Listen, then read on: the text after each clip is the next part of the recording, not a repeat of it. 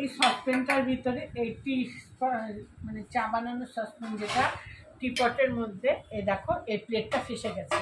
এখন এই প্লেটটা কেমন করে বের করব, এটাই হচ্ছে একটা বিশাল বড় মাথা ব্যথার কারণ হয়ে দাঁড়িয়েছে।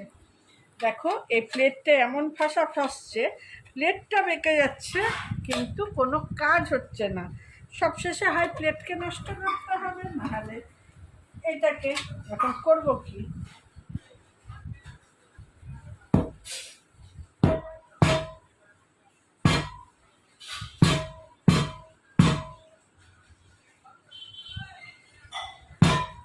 এটা হচ্ছে এখন বুদ্ধির খেলা শেষ, এবার সত্যির খেলা চলবে। তো সবাই একসাথে বলো জয় রঞ্জিত কি। দেখলাম এতে এটা তো বাঁচলো,